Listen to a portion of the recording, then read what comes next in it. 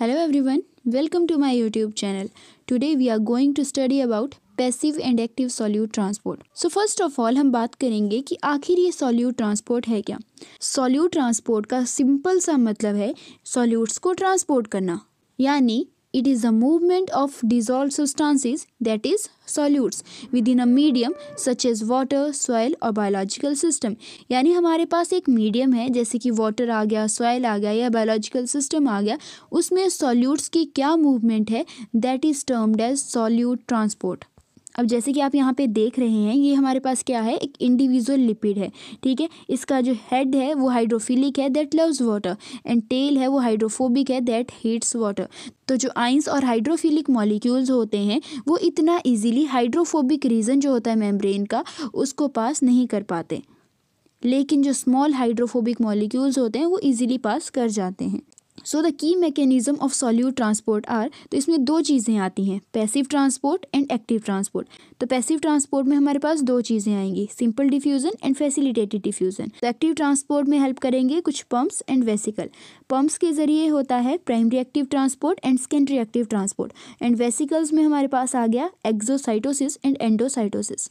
तो जो biological membrane है इसमें कुछ ट्रांसपोर्ट प्रोटीन्स प्रेजेंट होती हैं जो कि सिलेक्टेड आइंस और मॉलिक्यूल्स के पैसेज में हेल्प करेंगी। तो यहाँ पे जनरली हमारे पास 3 classes of membrane transport proteins आती हैं। ये 3 मेम्ब्रेन ट्रांसपोर्ट प्रोटीन्स कौन कौन सी आ गई, चैनल्स, कैरियर्स एंड पंप्स। अब ये जो चैनल्स और कैरियर्स हैं ये हेल्प करते हैं पैसिव ट्रांसपोर्ट में, और ये जो पंप्स हैं ये हेल्प करते हैं एक्टिव ट्रांसपोर्ट में। तो अब हम बात करते हैं प्राइमरी एक्टिव ट्रांसपोर्ट की। प्राइमरी एक्टिव ट्रांसपोर्ट होता है विद हेल्प ऑफ पंप्स। इसमें ये क्या करेंगे, डायरेक्टली एनर्जी को यूज़ करेंगे फ्रॉम द एटीपी हाइड्रोलिसिस, और उसके ज़रिए क्या करेंगे, जो हमारे पास सॉल्यूट्स हैं उनको पंप कर देंगे against the electrochemical potential gradient. तो जैसे कि आप पिक्चर में देख रहे हैं, ये हमारे पास क्या आ गई, एक मेम्ब्रेन आ गई, दैट इज़ प्लाज्मा मेम्ब्रेन। और लास्ट में हमारे पास क्या दिया हुआ है, इलेक्ट्रोकेमिकल पोटेंशियल ग्रेडियंट, यानी ऊपर वाली साइड क्या है, हाई है, नीचे वाली साइड लो है, ठीक है। अब ये जो गोले गोले हैं दैट इज ट्रांसपोर्टेड मॉलिक्यूल्स, यानी ये ट्रांसपोर्ट होंगे। तो अगर ये डायरेक्टली ट्रांसपोर्ट हो रहे हैं from the high electrochemical potential gradient to lower side, then इसको हम बोलेंगे सिंपल डिफ्यूजन, ठीक है। अब अगर ये ट्रांसपोर्ट हो रहे हैं with the help of channels and carrier proteins, तो हम इसको बोलेंगे पैसिव ट्रांसपोर्ट।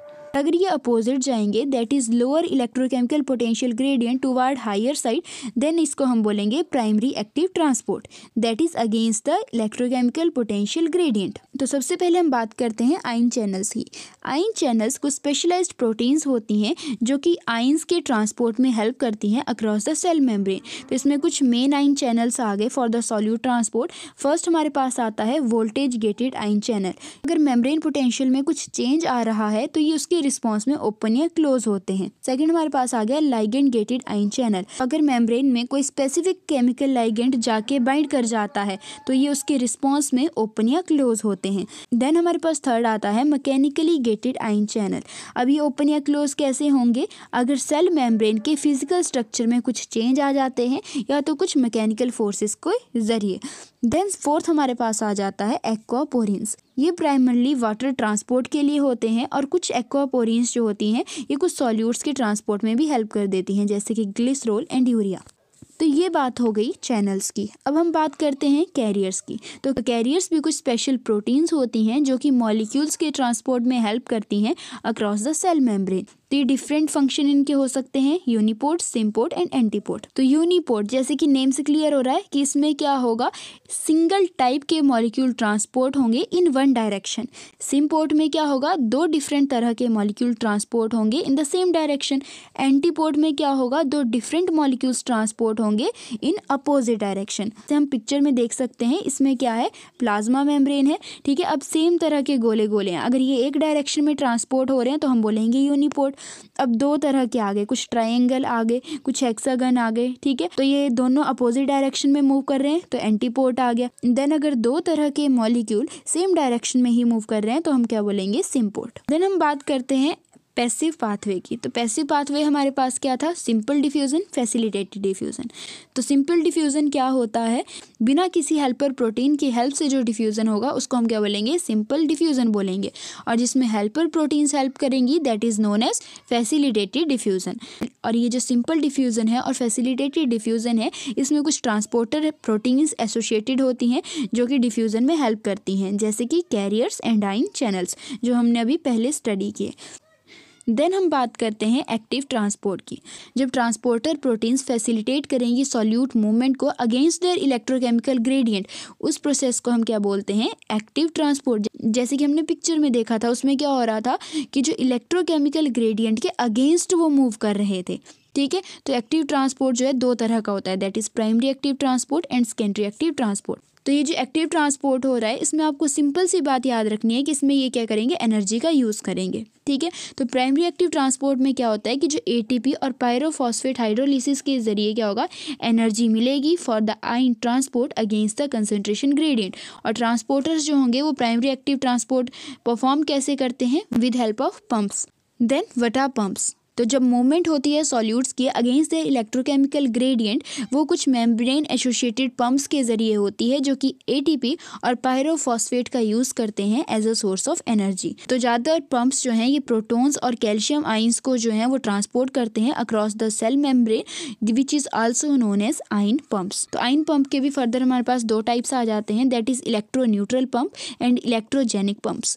इलेक्ट्रोन्यूट्रल पंप क्या होते हैं, ऐसे पंप जो कि ट्रांसपोर्ट ऑफ आयंस में हेल्प करते हैं with no net movement of charge across the membrane, यानी वहाँ पे कोई भी नेट चार्ज मूवमेंट नहीं होगी across the membrane. For example sodium hydrogen exchanger आ गया, sodium phosphate chloride cotransporter आ गया। देन सेकंड हमारे पास आता है इलेक्ट्रोजेनिक पंप्स। ये ऐसे पंप्स होते हैं that are associated with transport of ions with net movement of charge across the membrane. इसमें हमारे पास आ जाते हैं sodium potassium pump ATPase, then calcium pumps.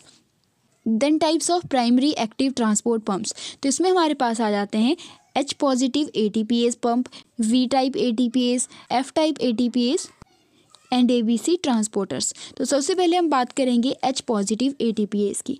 इन पंप्स को हम P टाइप ATPase भी बोलते हैं और ये प्लाज्मा मेम्ब्रेन में होते हैं, प्लांट टोर्नोप्लास्ट में होते हैं।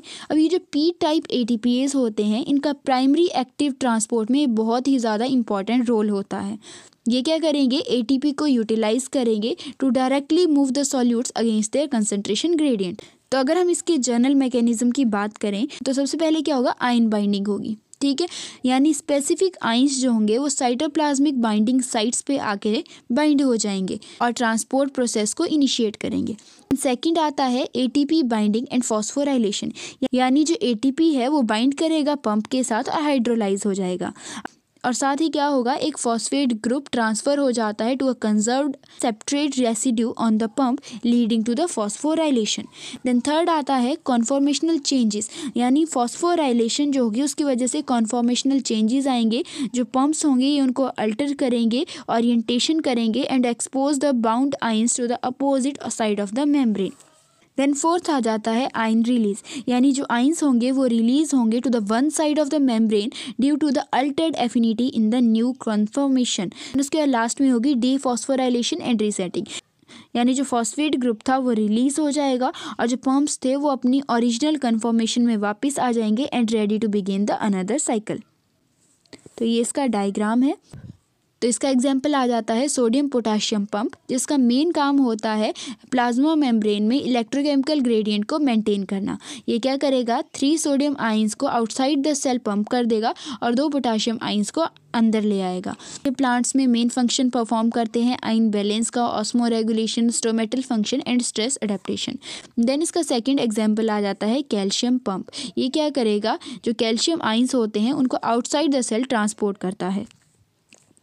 अब कैल्शियम पंप का मेन फंक्शन होता है इंट्रासेलुलर कैल्शियम लेवल की रेगुलेशन में, जो कि सिग्नल ट्रांसडक्शन में, स्ट्रेस रिस्पॉन्स में, ग्रोथ एंड डेवलपमेंट में क्रूशियल रोल प्ले करते हैं। देन सेकंड हमारे पास आता है V type ATPase, that is vacuolar ATPase.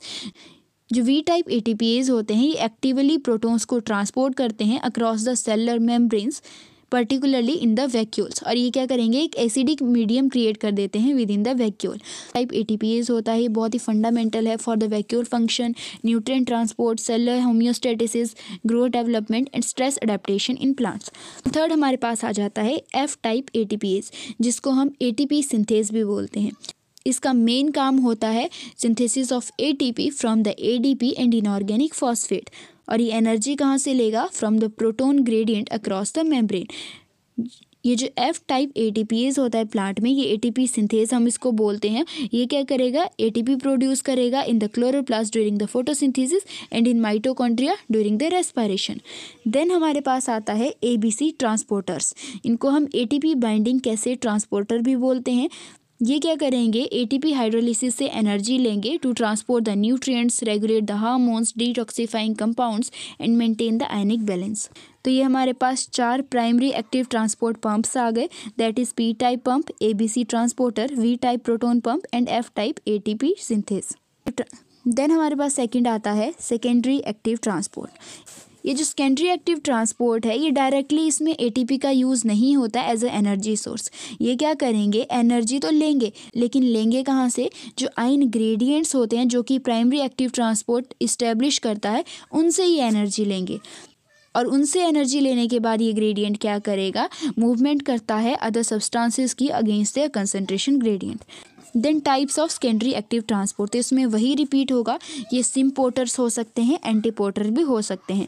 सिम्पोर्टर्स क्या होगा, यानी 2 सॉल्यूट्स मूव करेंगे सेम डायरेक्शन में अक्रॉस द मेम्ब्रेन, जैसे कि हमारे पास एग्जांपल आ गया सोडियम ग्लूकोज को ट्रांसपोर्टर।